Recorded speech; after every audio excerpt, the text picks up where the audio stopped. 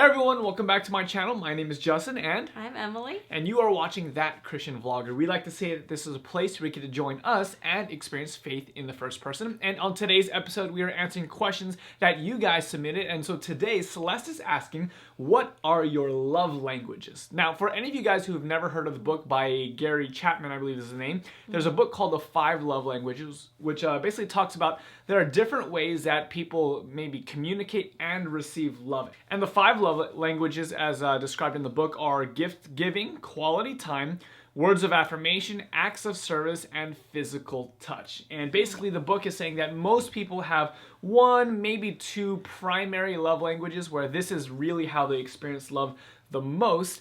And tends to be that sometimes people are different. So Emily, what are your love languages? I think mine have changed in the past. Since I've been married, actually, they've changed. I used to be more like words of affirmation. I still kind of am that. Just, oh man, you did really well with this today, or something like that, or you look nice today, stuff like that. But I think now that I'm married, it's more like acts of service, just because I like when he's attentive and like notices my need without me saying it sometimes, or even when I do say it, like I need help with this, or man, could you like massage my neck? It's really tight from work today. Like, so I think I'm more acts of service now. That's the one that you receive? Yeah, I receive. And yeah. what love language do you speak? Like, what's the way that you show your love most naturally? Or no, definitely acts of service. I do a lot of stuff for you. You're more acts of service. I do a lot of stuff for him. I'm his slave. No, I'm just kidding. No, I'm just kidding. I do a lot. Yeah, so probably acts of service is the top one.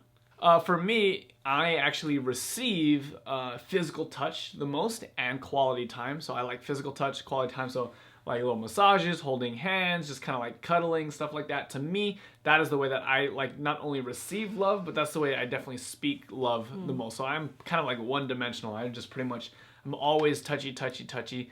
You actually come over to my family's house, and that's kind of just how we interact with each other. Everyone's just kind of like dogpiling on each other, just kind of like smushed on the couch, and everyone's always like touching each other's faces and doing all kinds of crazy stuff. Yeah. And so for me, I definitely both speak and receive physical touch. Anything else? Any other ones?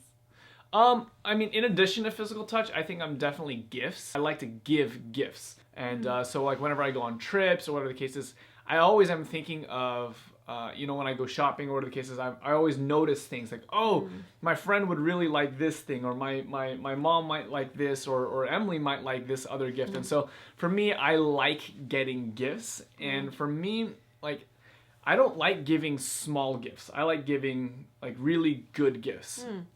So the gifts have to have like either two qualities. Like either number one, they're like a gag gift where they're just funny and like silly and just like completely like impractical. You would never use it, but it's just gonna make you laugh. Yeah. Or it has to be like a really nice gift, something that's really, really gonna be like, whoa, like that's really meaningful, or how did you know kind of a thing. So I love giving gifts. Yeah.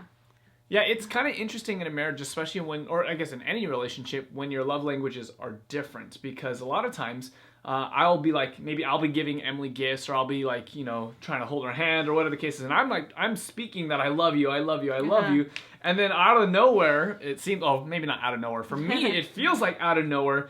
Emily will be like, I just feel like we haven't connected. I feel like you don't love me. I feel like we're missing each other. And I'm like, what are you talking about? Just yesterday I did this, and just last week I got you this gift, and I took you out for dinner the other day, and it's just kind of like, I might be trying to say that and communicate that I love you, but sometimes I miss that, or you don't receive it as well. Yeah, so you have to really like know what your spouse's or your boyfriend, girlfriend's love languages are, because then they are going to receive it differently, and then you give sometimes. So yeah.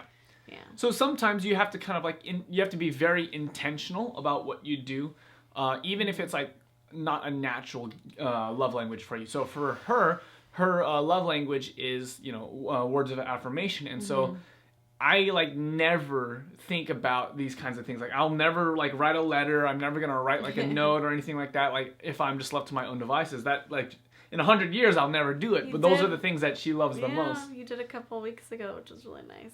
Yeah. So last 2 weeks ago, when I was in California, before I left, I made sure to buy like a nice envelope and a nice card. Take the time to handwrite a letter, and then just leave it here, like in the bathroom for her to find the next day. Yeah. And That was really was that good? Yeah, I really appreciate that. Yeah, like from 0 to 10. Like 9. Really? Yeah. See, for me, like not taking her perspective into account, like for me, it just feels like a waste of time and a waste of money. It's like, why would you do that?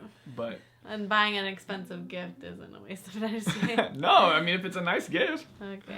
So one way that I also will like apply this to our relationship with God is that, if every single person has a different love language, could it also be that we can also receive and share our love for God in different ways as well? And that's something that a lot of people don't really make the application for. Yeah. Sometimes people say, oh, you know what, for me, I like, and this is something that you were talking about. We were in the car on a road trip for like 4 hours this weekend.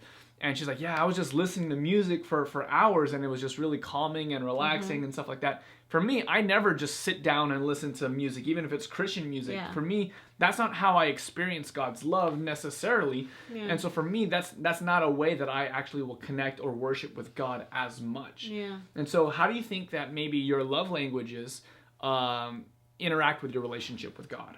That's a good question. I definitely think that God receives and gives all love languages because he's God. He's infinite. He can do anything he wants to.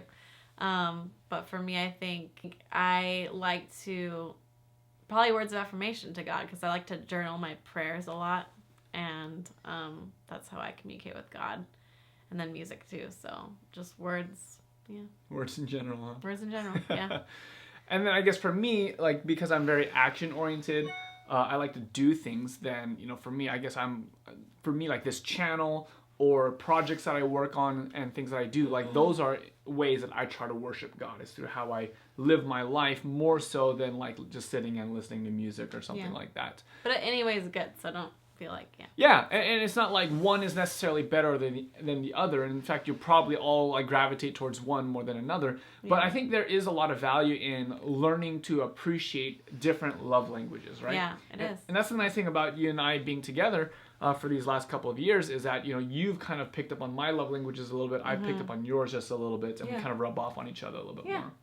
Yeah. So if you don't know what your love language is, there will be there's an actual website, there's a link where you can do a test and you answer a couple different questions, and it helps you determine what your love language is. And if you have like a friend, or if you have like a boyfriend or a girlfriend or something like that, or a spouse, you can take the test together, and it'll actually identify each other's love languages and even give you like a couple recommendations on things that you can do to help the other person feel loved as well. Now, of course, you love the person, really, but it's really great when you can not only know that, but also feel it at the same time. So check out the resource. Yeah. All right, that's it for today's Veda. Hopefully you guys enjoyed it. We will see you guys tomorrow. And of course, if you have any questions or subjects you would like us to talk about, let us know in the comment section below. But until next time, we're that Christian vlogger, and we encourage you to experience faith in the first person. What was that? I don't know. I can't say it. You do it tonight. Until next time, we want to encourage you to experience faith in the first person. God bless.